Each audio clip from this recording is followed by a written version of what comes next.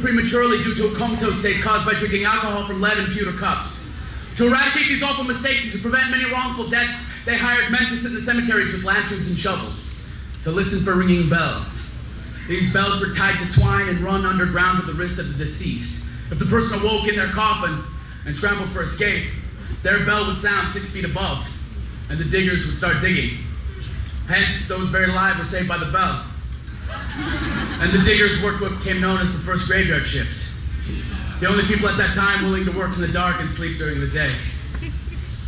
So I'm at my new graveyard job at the mall. I stock toys for the kiddies.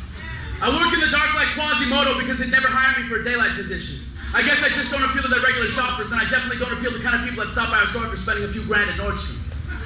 Come see the big hairy guy.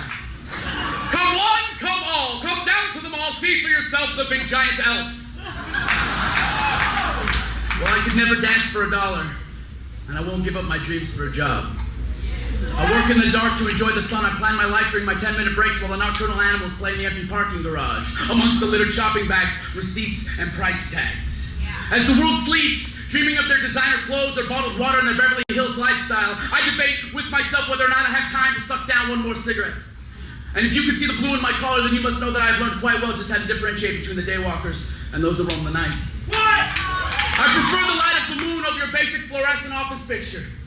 You know, the kind of light that assumes distrust between you and your boss? The kind of light that peeks into and around every corner? Those are the lights the stores at malls use to scare away shoplifters. Yeah! And those are the lights they shut off when the graveyard shift punches in. They know that something's gonna be missing in the morning, so what's the fucking point? The graveyard shift is creative. Taking what is never rightfully theirs, but obviously no one else's either. There is something so missing when the day crew takes over that the customers can smell it under the hot lights of omniscience. It is creativity born with nightwalkers. It is how much the day hates the night. You'll never see a pigeon hanging out with an owl. And you'll never see Beverly Hills hand me her phone number as she leaves the mall with her bags of, hey, look at me. While I enter the mall in an air of, hey, look at me. So we're all the same, baby. You look really hot in that outfit. The way it exposes your midriff and your flat stomach. I just wish you could say to me, hey, you look good in that dictionary. The way it exposes your ideals and manipulations, your faults, your ambitions. We seem to take 2 different escalators to get to the same place in life.